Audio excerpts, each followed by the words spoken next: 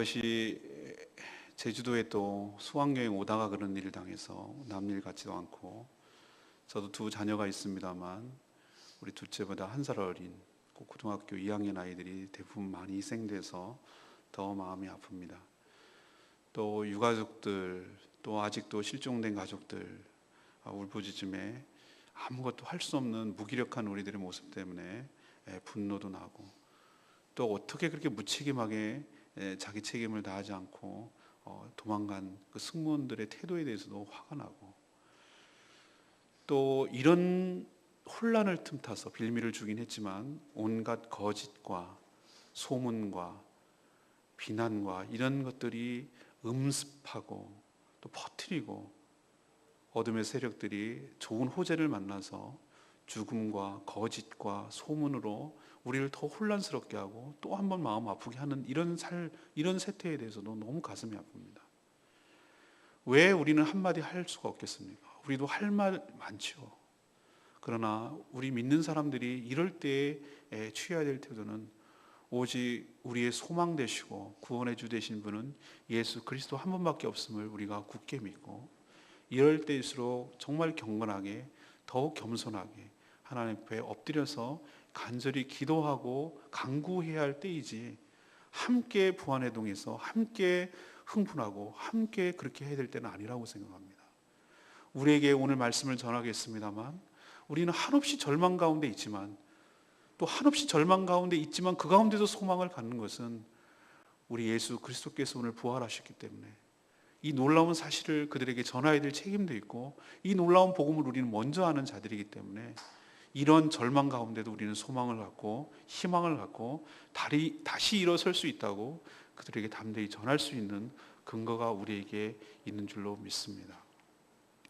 여전히 이 인간에게 가장 가져다주는 이 슬픔, 가장 아프게 하는 이 죽음이라는 문제가 우리가 실존적으로 여전히 남아있지만, 그것 때문에 이렇게 슬퍼하고 아파하지만, 오늘 죽음을 이기신 예수 그리스도를 통해서 이렇게 죽음이 우리 가까이에 있고 만연한 이 세태 가운데서 죽음의 세력들이 여전히 우리를 공포스럽게 하고 우리를 장악하고 있고 우리를 지배하려고 있는 이 세상에서 우리가 어떻게 하면 이 죽음을 승리하고 우리가 죽음과 상대해서 당당하게 살아갈 수 있는지를 오늘 말씀을 통해서 확신을 갖고 예수 그리스도의 부활이 여러분의 부활이 되기를 간절히 소망합니다. 먼저 우리가 알아야 될 사실이 있습니다. 지금 이때도 마찬가지고 당시도 마찬가지입니다. 부활하신 예수 그리스도를 만나지 못하면 너무도 무기력하게 우리가 살 수밖에 없음을 보여줍니다. 예수님의 제자들, 그리고 예수님을 따르던 여인들의 삶을 유심히 살펴보면 그들의 삶의 구심점을 잃은 것을 볼 수 있습니다. 마치 목자 잃은 양 같은 존재, 또 부모를 잃은 고아와 같은 그런 존재가 바로 예수 그리스도의 부활을 하신 예수님을 만나지 못했을 때의 그들의 모습입니다. 우왕좌왕하고 있고 어디를 가야 될지도 모르겠고, 그렇게 마치 어떻게 해야 될지 모르는 흩어져 버린 그런 존재로 살아갈 수밖에 없는 것이죠. 또 사람이라는 것은 이렇게 어려운 가운데 있어도 의지할 곳이 있고 서로 위로할 수 있는 사람이 있으면 그래도 살아갑니다. 그러나 예수님을 잃었다는 것은 그들에게 있어서 의지할 대상이 잃었다는 동시에 사랑할 대상이 잃었다는 것을 의미합니다. 그렇기 때문에 죽음 앞에 단절, 그 다음에 이 슬픔, 그리고 이 좌절, 이 공포, 아무것도 할 수 없다는 이 무기력한 삶 때문에 죽음을 사람들이 두려워하고 살아가고 있고, 실제로 예수님의 무덤을 찾아왔던 이 막달라 마리와 글로바 마리아, 또 자신의 어머니 마리아까지도 아무것도 할 수 없음에 슬피 울며 시신이 도난당했다는 생각 때문에 더 슬퍼 울 수밖에 없는 그런 존재가 바로 죽음 앞에 무기력한 우리들의 모습이라고 저는 생각합니다. 사람이 죽게 되면 전에 들었던 하나님의 말씀, 하나님의 위로의 말씀, 예수님의 소망의 말씀도 기억나지 않습니다. 분명히 예수님께서 제자들에게 살아생전에 내가 3일 만에 죽은 자 가운데서 살아나리라, 그리고 갈릴리로 너희보다 먼저 가리라, 이렇게 누차 말씀했습니다. 죽음이 죽음으로 끝나는 것이 아니라 다시 살아날 것을 이야기했음에도 불구하고 막상 죽음이라는 현실이 딱 닥치자 그들은 전에 하나님 말씀, 예수 그리스도께서 하셨던 말씀이 전혀 기억 못하고 있는 것입니다. 우리도 죽음이라는 경황 없는 가운데 딱 서해지면은 어떤 말도 위로가 되지 않고 어떤 말도 들리지 않습니다. 주 예수 그리스도 부활하신 주님을 만나기 전의 상태, 그 모습 그대로인 것이고 그것이 제자들의 모습이자 우리들의 모습이라는 것을 알 수 있습니다. 그동안 신앙생활을 했다고 하지만 죽음이라는 실존이 딱 닥치면은 그것이 다 까먹게 되고 다 놓치게 되고 세상 사람들과 하나도 다를 바 없는 우왕좌왕하며 슬픔과 좌절 가운데 비통해하며 그렇게 살아가는 모습이 우리의 모습일 수도 있겠다는 생각이 드는 것이죠. 또한 평강을 잃어버립니다. 그들에게는 평강이 없습니다. 두려움 속에 빠져 있습니다. 예수 그리스도께서 무기력하게 그렇게 설마 있던 예수님이 십자가에 달리는 모습을 자기 눈으로 보는 순간 그들은 공포에 휩싸였습니다.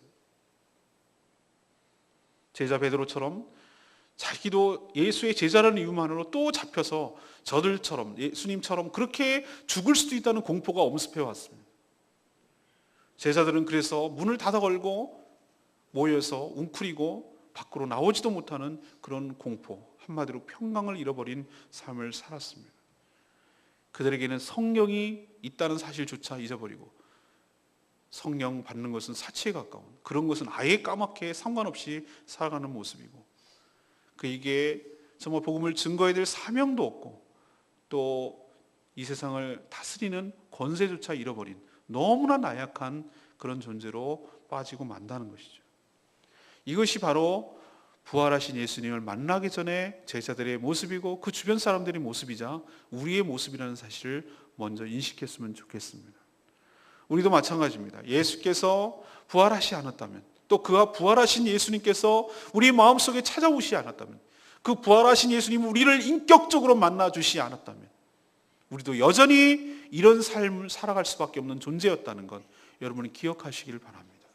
그리고 지금도 여전히 세상 사람들이 여전히 그렇게 살아가는 이유는 죽음 앞에 한없이 좌절하고 한없이 슬프고 한없이 원망하고 한없이 분노하고 그렇게 살아가는 이유는 딱 한 가지, 부활하신 주님을 진정으로 만나지 못했기 때문에 그분을 마음속에 모시지 못했기 때문에 그렇기 때문에 그렇게 살아간다는 사실을 기억하고 우리가 왜 전도를 해야 하며 왜 이 부활하신 주님을 만나도록 인도해야 되는지 우리 스스로 먼저 다시 한번 점검을 하고 다시 한번 회복되는 역사가 있기를 간절히 바랍니다. 두 번째는 부활하신 주님을 만나야만 우리가 의심과 절망이 사라지고 우리도 믿음이 생긴다는 사실입니다. 그렇기 때문에 예수님을 만나야 된다는 것이죠. 여전히 당시부터 예수님의 부활은 의심의 대상이었습니다. 자꾸 살아난다는 얘기를 살아생전에 한 것을 유대인들도 알고 대제사장들도 알았습니다. 그래서 다른 복음서에 보면은 대제사장들과 그 서기관들과 바리새인들이 뭐라고 요구했냐면은 이 제자들이 시체를 훔쳐가고 예수님이 다시 살아났다고 말할까 소문을 들었습니다. 빌라도 당신이 그 예수 그리스도의 무덤을 철통 방어하고 지키십시오. 경계 근무를 하게 하십시오. 그래서 예수 그리스도께서 시신이 내려지고 향분을 발라서 아리마대 요셉이 사용하려고 했던 그 무덤, 예수님이 처형했던 골고다 언덕에서 멀지 않은 그 무덤에다가 넣었을 때 사람이 옮기기 힘든 커다란 돌을 입구에 막았습니다. 우리와 그들은 무덤이 다릅니다. 우리는 흙을 이렇게 쌓고 땅속에 묻어서 이렇게 봉문을 하는 식인데 그들은 바위를 파서 그 안에 안치하는 식입니다. 그리고 그 돌로 막은 것도 안심이 안 됐는지 봉인을 하고, 우리도 뭐 딱지 붙인다고 하죠. 봉인을 하고 로마 병사들이 거기에 지키도록 했습니다. 만약에 예수께서 십자가에 달리는 것이 너무나 무기력하게 했다면은, 만약에 제자들이 힘이 있었다면은, 어떤 무력으로 했을 거라면은 예수님이 달렸을 때 했을 것입니다. 그때 제자들은 아무것도 하지 못하고 다 도망갔습니다. 너무나 무기력해 했습니다. 그런 제자들, 우리가 알다시피 집 속에 숨어가지고 문이나 닫아 걸고 꽁꽁 무서워가지고 덜덜 떠는 그 제자들이 그런 상황에서 예수님의 시신을 꺼낼 거라고 생각할 수가 없습니다. 서슬퍼렇게 군인들이 경계하고 있고 그 돌이 있는 가운데 누가 감히 그것을 빼낸단 말입니다. 사람들은 매수했습니다. 군인들을 매수하고 대제사장들과 그들이 돈을 주고 가룟 유다에게 또 돈을 줘서 매수했듯이 그들은 뭐라고 초기부터 소문을 퍼뜨리라고 거짓말을 했냐면은 예수의 시신을 도난당했다. 그렇게 퍼뜨려라. 예수를 죽인 것도 대제사장이 아니고 표면적으로는 그렇습니다. 유대인들이 죽였습니다만 그 뒤에 바로 사단 마귀가 죽인 것이죠. 예수 하나만 제거하면 모든 것이 여전히 옛날식으로 자기식으로 돌아가니까. 마귀는 그게 염려됐던 겁니다. 괜히 또 예수가 살아났다고 소문이 나면은 자신의 세력이, 자신의 권력이, 자신의 권한이 약화될까 두려워서 그 초기부터 벌써 도난설이 나왔던 것이고 매수설이 나왔던 것입니다. 그러나 예수께서 부활하셨다는 여러 가지 증거가 많지만 저는 오늘 말씀을 묵상하는 가운데 결정적인 증거가 있음을 봤습니다. 빈 무덤 맞습니다.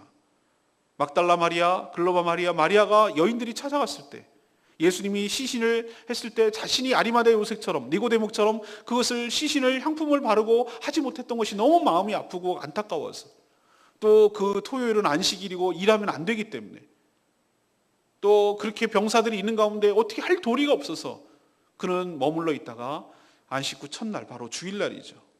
그날 무덤을 향해 갔을 때 그녀들이 걱정했던 것은 누가 저 돌문을 옮겨줄 것인가 이거 걱정하고 갔습니다. 그랬더니 가보니 군사들도 없고 돌문도 옮겨졌고 가서 보니 빈 무덤이었단 말이죠. 이것도 예수 그리스도의 부활의 증거라고 할 수 있습니다. 그러나 저는 오늘 말씀을 묵상하면서 더 구체적이고 확실한 증거는 그것이 아니고 예수님을 쌌던 수의였습니다. 당시 예수님 장례법에 유대법의 장례법의 향품을 바르고 그때 죽은 나사로를 하듯이 이렇게 붕대처럼 세마포를 쌉니다. 머리, 그다음 몸 이렇게 둘이 분리해서 머리도 수건으로 싸고 몸을 쌉니다. 우리는 그렇게 하죠. 우리도 삼배옷을 입히고 이렇게 동동동이고 머리도 우리도 저희 할아버지 할머니 돌아가실 때 보니 그렇게 하더라고요. 그렇게 해서 묶어서 관에 안치를 하는 것이죠. 유대인들도 아마 그렇게 장례법에 따라 했을 것입니다. 일단은 1차적으로 여인들이 갔을 때 빈 무덤 때문에 너무 놀라서 제자들에게 달려가 보니 제자들한테 얘기하니까 그 마음 급한 요한 그리고 베드로 2명만 예수님의 제자 무덤에 뛰어왔습니다. 요한은 겁이 나서 쳐다만 보고 들어가지 못했는데 역시 담대한 베드로가 그 무덤 안으로 들어가죠. 그들이 봤던 예수님의 무덤 상태는 이랬습니다. 오늘 7절에 나오는데요. 7절에 이렇게 표현되어 있습니다. 또 머리에 쌌던 수건은 세마포와 함께 놓이지 않고 딴 곳에, 그러니까 분리됐다는 것입니다. 그리고 세마포는 어떻게 있는가? 쌌던 대로 놓여 있더라. 이것은 무엇을 의미하는지 아시겠습니까? 예수님을 시신을 이렇게 동여 메우고 싼 그대로 그것이 그 상태로 남아있다는 뜻입니다. 머리 쌌던 수건은 따로 있다는 얘기, 분리됐다는 얘기고 그것도 역시 쌌던 대로 놓여 있다는 뜻입니다. 이것이 저는 예수 그리스도의 부활을 강력하게 증거한다고 생각합니다. 우선 상식적으로 생각해 봅시다. 만약에 그들 말대로 예수님이 시신이 도난됐다면 이것만 풀러놓고 그렇게 가져가지 않습니다. 통째로 아마 가져가서 옮겼겠죠. 그렇지 않았다는 것이 그것이 세마포와 수건이 남아있다는 것을 분명히 알 수 있습니다. 그렇다면 그것을 끄집어내서 가져갈 수 있지 않느냐? 여러분 끄집어내려면 풀러야 됩니다. 쌌던 그대로 있을 수가 없는 것이죠. 풀고 난 다음에 개켜 있거나 이렇게 있을 때 그것이 인위적으로 풀었다는 것을 알 수 있죠. 그러나 여기서 말하고 있는 것은 그겁니다. 쌌던 그대로, 다시 말해서 시신이 그대로 쌌던 모양, 형태가 그대로 남아있는 가운데 몸만 없어진 것이죠. 우리는 마술사들이 쇼를 할 때 그런 경우 갖고 봅니다. 예를 들면 이런 겁니다. 누에고치 가운데 고치가 있습니다. 고치 안에 번데기가 있습니다. 고치에 어디 잘라내거나 뚫은 곳이 없는데 하나 둘 셋 하고 고치만 빠졌습니다. 그걸 우리는 마술이라고 얘기하죠. 그러나 예수님이 지금 마술을 보였습니까? 우리 눈엔 그렇게 비칠 수 있습니다.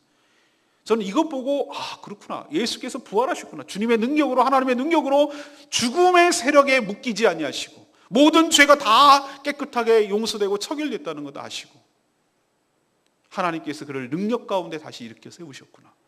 이것을 분명하게 보여주는 뚜렷한 증거인 줄로 믿습니다. 형태는 그에 남아있지만 예수의 몸만 주의 능력으로 빠져나오는 것.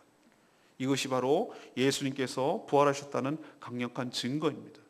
그 외에도 여러 가지 증언이 있습니다. 예수의 머리맡에 있던 천사, 발끝에 있던 천사들이 그 여인들에게 너희가 어찌 죽은 자 가운데서 찾느냐. 예수님께서는 너희들이 말한 대로, 예수님께서 너희들에게 말한 대로 죽은 자 가운데 살아나셨어. 너보다 먼저 갈릴리로 가겠다고 하시지 않았느냐.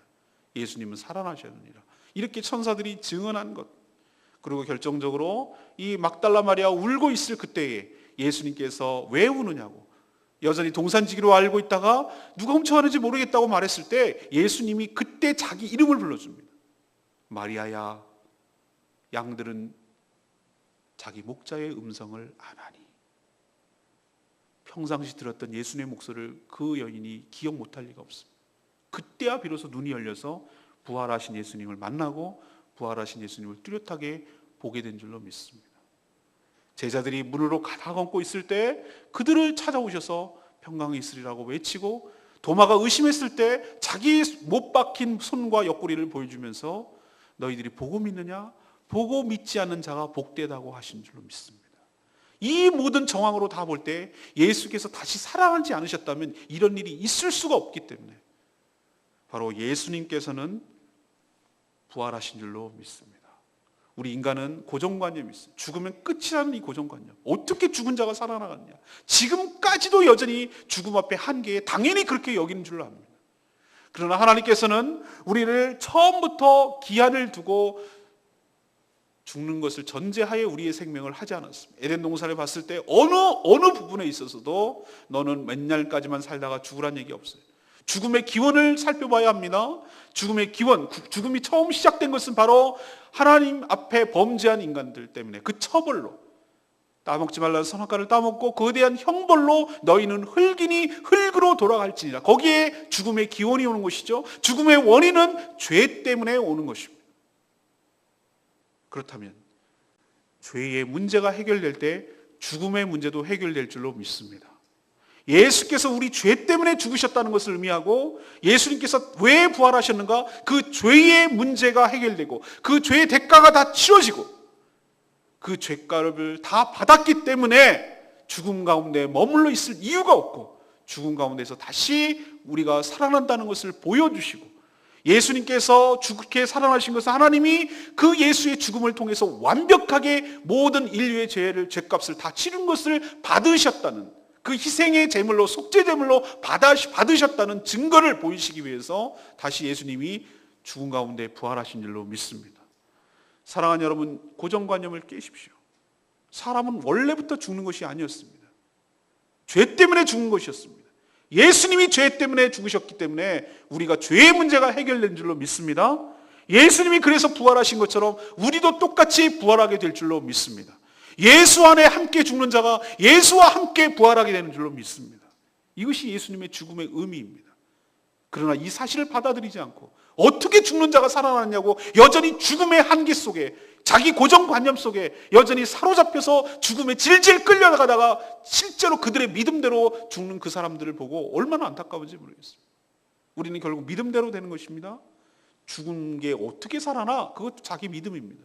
아니야, 죽으면은 죽지만 죽음이 해결될 수 있는 방법이 있어. 죄 때문이야. 죄가 해결되면 죽음의 문제도 해결돼 라고 믿는 자는 그의 믿음대로 될 것입니다. 우리는 믿음대로 살다가 믿음대로 죽는 존재인 줄로 믿습니다. 사랑하는 여러분, 오늘 제가 여러 가지 부활의 증거에 대해서 말씀드렸습니다만 이런 것 말고 두 번째 찾아오는 이 확신을 가지고 여러분이 하기를 원합니다. 이런 객관적인 증거도 있지만 세 번째로 제가 말씀드리려는 것은 뭐냐면은 이런 것 말고 이 부활하신 주님이 인격적인 만남이 여러분 가운데 있게 될 때 우리는 부활을 확신하게 될 줄로 믿습니다. 우리 논리적으로 따지면 이것을 안 믿겠다고 하는 사람은 여전히 어떻게 할 수가 없어요. 사람이 어떻게 그렇게 꼬치처럼 나올 수가 있느냐? 빈 무덤이 있었다, 부활의 증인이 있었다, 500명이 보였다, 40일 동안 사시면서 여러 사람들에게 다 보였다. 제자들이 고기 잡으러 갔을 때 그때 나타나셔서 숯불로 고기와 떡을 구워주시고 나를 사랑하느냐고 물었던 그분이 제자 베드로를 만나고 그 뒤에도 500명이 보는 가운데 승천했다. 이런 얘기 백날 해봐야 안 믿는 사람에게는 어떻게 할 수가 없어요. 그러나 그랬던 제자들도 어떻게 예수님의 부활을 확신하게 됐느냐? 부활하신 주님을 인격적으로 만나게 될 때 그들의 삶이 변화된 줄로 믿습니다. 저는 동일하다고 생각합니다. 여전히 이런 얘기를 해봐야 여전히 논리적으로 믿지 않은 사람은 논리적으로 대응할 것입니다. 세상적으로 안 믿으려고 덤비는 사람들 앞에서는 이것이 불가능해요. 그러나 이들도 인격적인 부활하신 예수님을 만나게 될 때 그들의 삶의 변화가 시작될 줄로 믿습니다. 여러분도 여러분 마음 가운데 예수 그리스도를 모시게 되고 인격적으로 그분을 만나게 돼서 여러분의 삶의 실제적인 변화가 있게 되기를 간절히 바라는 것입니다. 그럼 어떤 변화가 시작되는가? 첫 번째로 부활의 증인으로 살게 되는 것이에요. 예수님의 부활을 만나게 되면 첫 번째로 바뀌는 것이 그것이에요. 하지 말라고 해도 하게 되어 있어요. 누구를 통해서 알 수 있는가? 이 막달라 마리아를 통해서 알 수 있어요. 막달라 마리아 처음에는 예수님의 시신이 없어서 제자들한테 갔더니 제자들이 보고 나서 없네, 뭐 어떡하라고, 그런 거지 뭐 라고 터덜터덜 집으로 갔는데 이 막달라 마리아는 너무나 안타까워서 무덤 가운데 있었어요. 그래서 예수님을 만납니다. 첫 번째로 만나는 여인이 의외로 제자들이 아니었어요. 예수님을 너무너무 사모하고 예수님을 너무너무 그리워했던, 너무 사랑했던 그 막달라 마리아가 7 귀신 들린 여인인데 예수님의 은혜로 그가 쫓겨남을 받고 온전한 정신으로 돌아왔던, 은혜를 많이 받을수록 하나님을 사랑하는 마음이 더 큰 것이에요. 자신의 죄가 너무나 클수록, 자기가 죄인이라는 것을 너무너무 많이 알수록 그 죄를 용서받고 나를 살려주신 하나님의 은혜가 너무너무 큰 것이에요. 그래서 더욱 자기 죄에 비례해서 하나님을 사랑하는 마음이 더 큰 것이죠. 그래서 우리 죄를 용서받고 우리 죄가 시인해야 될 이유가 거기에 있는 것입니다. 우리 죄가 깊으면 깊을수록, 심하면 심할수록 내가 어떤 가운데서 건짐을 받았는지 그 하나님의 사랑도 커지게 되어 있습니다. 그런 자가 주님을 만나게 될 줄로 믿습니다. 사랑하는 여러분, 우리가 죄인인 것을 인정하시고 나의 죄의 심각성을 깨달으시고, 우리는 베드로보다 더할 사람들이고 정말로 예수님을 군중에처럼 못 박으라고 한 그 사람들보다 더할 사람일 수 있음을 자기가 깨닫게 될 때, 그런 나를 용서해 주신 하나님의 사랑이 너무나 크게 되고 그런 나를 사랑해 주신 주님을 더욱 사랑하게 되는 은혜가 있게 될 줄로 믿습니다. 그런 자가 예수님을 만나는 걸 보잖아요. 막달라 마리아가 예수님을 만났을 때 첫 번째 반응이 뭔지 아십니까? 너무너무 놀란 것이, 그리고 너무너무 흥분되는 것이, 그리고 이 사실을 자기만 알고 있기에는 너무 아까운 소식이에요. 여전히 죽었다고 생각하고 슬픔과 좌절 속에, 두려움 속에 살아가는 그 제자들에게 이 소식을 먼저 전해야 되겠단 말이에요. 난 봤단 말이야, 난 목격했단 말이야, 난 봤다, 예수님을 만났단 말이야. 이것을 어떻게 감출 수가 없는 거예요. 감추려고 감추지 마지마 해도 감출 수가 없는 것이 인격적인 주님을 만났을 때 너무 쇼킹하기 때문에. 그런 18절에 그래서 뛰어갑니다. 어디로? 제자들을 향해서 내가 주를 보았다, 내가 주를 봤다. 또 그리고 주님께서 이렇게 말씀하셨다. 사랑하는 여러분, 부활하신 주님을 만났을 때 첫 번째 사람들의 반응이 뭔지 아십니까? 일단 놀람입니다. 설마 죽은 자가 어떻게 나에게? 라고 생각합니다. 그 멀리 2000년 전에 성경 속에 기독교인들이 믿었던 그 예수가 살아서 나에게 다가올 때 사람들은 너무나 놀랍니다. 기독교인들이 그렇게 말했던 그 맨날 뭐 부활절 때 뭐 어쨌든 살아났다고 그런 그분, 4대 성인 중에 한 분, 그랬건만 자기가 머릿속에 알고 있었던 그분이 정말 지금도 살아계시고 나를 찾아오시고 나를 만나주시고 나에게 얘기해 주시고 나를 만났던 그 사실 자체가 뒤집어지는 역사가 되는 것이죠. 그래서 이 놀라운 흥분 상태를 어떻게 하지 않을 수가 없어요. 그래서 자기가 전하지 않으면 안 되는 것이, 부활하신 주님을 내가 만났다. 그리고 부활하신 주님께서 나에게 말씀하셨다. 이렇게 하라고, 이렇게 살라고 말씀하셨다. 부활의 증인으로 살아가는 것이 바로 부활하신 주님을 만났을 때 첫 번째 반응입니다. 사랑하는 여러분, 여러분이 정말로 흥분이 안 되는 이유, 내가 그리스도의 증인이 되지 않는 이유는 부활하신 주님을 인격적으로 똑바로 인격적으로 1대1로 만나지 못했기, 그분을 경험하지 못했기 때문에, 그분을 보지 못했기 때문에, 그렇기 때문에 여전히 자신은 침묵하고 살고 그것이 부끄럽고 그냥 흥분도 없는 것이고 그냥 평범한 것이고 관념적으로 아는 것이고 그 수준에 머무는 것입니다. 여러분 생각해 보십시오. 여러분이 정말로 예수님을, 정말로 그 피 묻은 십자가에 지신 그 예수님, 부활하신 그 주님을 여러분이 개인적으로 만났다고 하면은 여러분이 그렇게 살겠습니까? 여러분의 삶은 달라질 것입니다. 당장 달라질 것입니다. 우리는 백화점에서 좋은 세일만 해도 막 옆집 사람에게 알려주는 것이 우리의 심리입니다. 좋은 특효약이 나왔다고 하면 이것이 굉장히 좋은 약이라고 하면 우리는 그것을 알려주지 못해서 안달하는 사람이 우리들입니다. 그런데 우리가 왜 부활에 대해서 얘기 못하는가? 우린 그것에 대한 흥분이 없기 때문에, 그것이 실제적으로 다가오지 않았기 때문에 그런 것 아닌가? 사랑하는 여러분, 부활하신 주님을 인격적으로 만나는 역사가 여러분 가운데 있기를 간절히 축원합니다. 두 번째 변화는 뭔지 아십니까? 가족이 생기는 것이에요. 17절에 그렇게 얘기했어요. 막달라 마리아야, 나를 붙들지 마라. 내가 아버지께 올라가지 않았느냐. 너는 내 형제들에게 갔어. 내가 내 아버지, 곧 너희 아버지, 내 하나님, 곧 너희 하나님에게로 올라간다 얘기해라. 이것은 하늘에 올라간다는 얘기지만 여기서 예수님께서 지칭하는 이 호칭을 잘 보십시오. 내 형제들, 내 아버지, 곧 너희 아버지 하나님, 이렇게 표현하고 있습니다. 이것은 무엇을 의미합니까? 예수 그리스도를 믿는 자는 예수와 형제가 되는 줄로 믿습니다. 예수 믿는 사람끼리도 형제가 되는 줄로 믿습니다. 우리가 어떻게 피를 나누지 않았는데 형제가 됩니까? 피를 나눴습니다. 예수 그리스도의 피로 보혈로 우리의 죄 씻음을 받은 자는 우리의 생물학적 부정 모혈로 태어난 그런 형제 말고 새로운 예수의 피로 형성된 새로운 형제 자매가 되는 줄로 믿습니다. 그래서 우리가 교회 공동체를 이루게 되는 것이고, 우리 성도님들을 향해서 우리가 아무런 상관도 없는 사람들이었는데, 성장 배경도 다르고 성씨도 다르고 다 다른데 공통점이라면 딱 한 가지 있는데, 부활하신 예수님을 믿고 그분을 인격적으로 만난다는 이유 딱 하나밖에 없는데, 우리는 만나면은 남자들에게 형제님, 여인들에게 자매님 이렇게 말하는 이유는 바로 이 이유 때문입니다. 사랑하는 여러분, 우리는 정말로 어디서 이런 공동체를 이룰 수가 있겠습니까? 아무 조건 없고 그 관계 자체가 목적인 공동체, 어떤 이해관계가 없고 그냥 관계 그 자체가 목적인 공동체, 이것은 누구로 인해서 생기는가? 바로 예수 그리스도의 죽음과 예수 그리스도의 부활 때문에 새로 생겨난 공동체인 줄로 믿습니다. 예수님을 구심점으로 해서 바로 예수의 형제가 됐기 때문에, 예수님이 하나님을 아버지라고 부르는 것처럼 우리도 예수님 때문에 하나님을 감히 아버지라고 부를 수 있는 자녀됨의 특권이 열리게 된 줄로 믿습니다. 그리고 믿는 모든 자들이 형제 자매라고 부르는 형제애가 생기고 가족이 생겨난, 영적인 가족이 생겨난 놀라운 축복과 특권이 우리 가운데 있게 된 줄로 믿습니다. 이 모든 것이 부활하신 예수님 때문임을 기억하시고 이 형제됨을 누리시고 가족됨의 삶을 살아가는 저와 여러분 되기를 소망합니다. 그리고 부활하신 예수님을 만났을 때 세 번째 변화는 성령을 받게 되는 것이, 오늘 22절에 숨어서 있던 그들에게 예수님이 찾아오셔서 뭐라고 얘기했습니까? 네, 성령을 받으라. 22절에 그렇게 얘기하셨어요. 그리고 예수님의 생기를 불어넣어 주셨습니다. 전 예수님의 생기를 불어넣었던 장면이 창세기에서 흙으로 사람을 지으시고 그 코에 생기를 불어넣었던 장면이에요. 예수 그리스도를 만나기 전, 부활하신 주님을 만나기 전에 그 상태가 어떤 상태인가? 마치 하나님이 흙으로만 만들어 놓고 생기를 불어넣지 않은 찰흙과 같은 상태예요. 우리도 겉은 멀쩡하고 겉은 돌아다니지만 예수 그리스도를 인격적으로, 다시 말해서 부활하신 주님을 인격적으로 만나지 못했을 때 돌아다니긴 돌아다니는데 그 안에 생기가 없는 거예요. 성령이 없는 것이에요.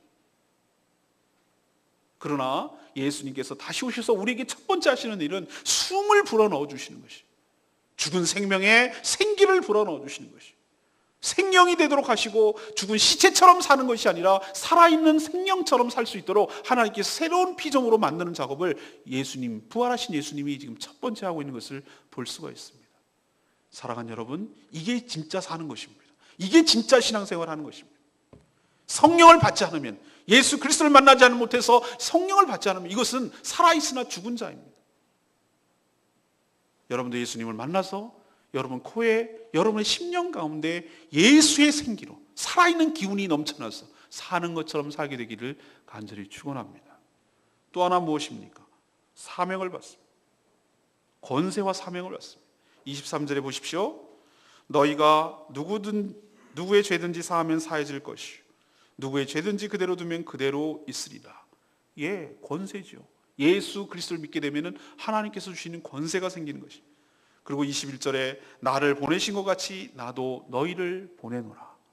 세상으로 파송받는 우리들의 모습이 나오는 것이, 하나님 앞에서 주님을 만나게 됐을 때 우리의 삶이 바뀌어지게 되는 것이 이 모습입니다. 권능을 받습니다. 권세와 능력을 받고 또 하나 생기는 것이 있습니다. 내가 무엇을 해야 될지 사명이 생기는 것이죠. 우리가 전에는 도망가고 무기력하게 그렇게 예수님을 부인할 수밖에 없는 존재였으나 인격적인 주님을 만나게 됐을 때 제자들의 삶이 바뀌기 시작합니다. 그들에게 권세가 생기고 또 그들에게 사명이 생겨서 부활하신 주님을 증거하며 살아가는 복된 인생으로 바뀌게 되는 것이죠. 이것이 바로 부활하신 주님을 만났을 때의 변화된 모습입니다. 작년 부활절 때 제가 말씀드렸죠. 하루살이에게 메뚜기는 이해되지 않는 존재입니다. 하루만 사는 인생에게 한철을 살아가는 메뚜기의 삶이 이해되겠습니까? 그런 꿈을 꾸을 수나 있겠습니까?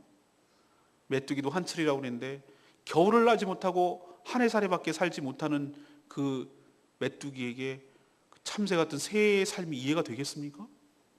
차원이 다른 것이죠.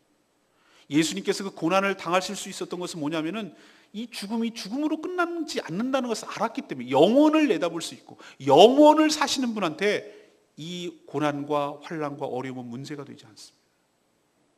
우리 역시 인생 마찬가지예요. 우리가 죽으면 끝이라고 생각하고 죽음이 단절이고 모든 것이 절망이고 거기가 데드라인이라고 생각하는 그런 사람에게 있어서는 삶이 좁아지고 그리고 여기가 전부라고 생각하기 때문에 삶의 스케일과 삶의 태도와 삶의 방법이 전혀 다를 것입니다.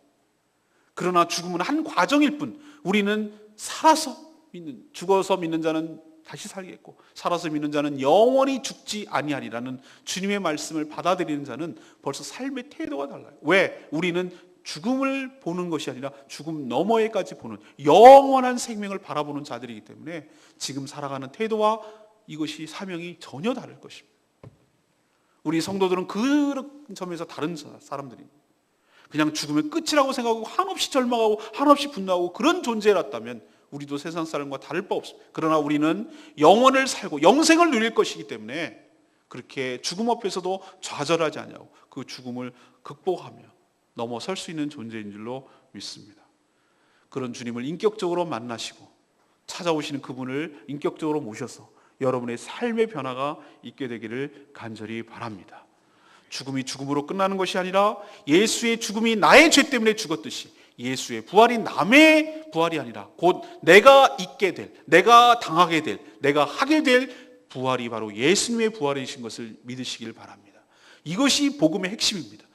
예수님의 십자가가 나의 십자가이며 예수님의 부활이 나의 부활임을 믿는 자에게 그것이 믿음으로 나에게 다가오고 믿음대로 역사하게 될 줄로 믿습니다. 부활은 재림 때 완성되지만 저는 그것이 부활 신앙이 꼭 마지막 때 일어나는 일이라고 생각하지 않습니다.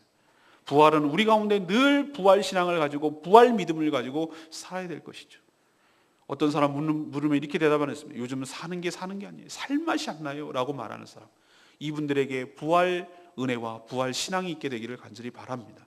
다시 소망 가운데 일어서는 어떠한 절망 가운데도 우리를 거꾸로뜨리지 못하고 다시 일어서게 되는 것이 마지막 때의 부활뿐만 아니라 우리가 이 땅에 살아가는 동안에도 부활의 소망을 가지고 부활의 능력을 가지고 다시 회복하고 다시 일어서는 여러분 되기를 소망합니다. 끝이 나야 끝이 난 것이고 죽어야 죽는 것입니다. 우리는 지레 끝나지도 않고 지레 죽은 것도 아닌데 다 포기해버리고 다 좌절해버리고 다 끝났다고 지레 스스로 죽음 가운데 무덤 가운데 들어가는 존재가 있다면 오늘 예수 그리스도의 부활을 보시고 다시 한번 일어서는 역사가 있기를 바랍니다. 우리는 부활을 끝이 아니라 지금도 적용해야 될 하나님의 능력인 줄로 믿으시고 이 죽음같이 살아가는 이 세상에서 다시 한번 일어서고 딛고 일어서고 승리하시는 저와 여러분 되기를 간절히 소망합니다. 오늘 말씀 붙들고 기도하기 전에 우리 29장 우리 찬양 부르고 기도하는 시간 갖겠습니다.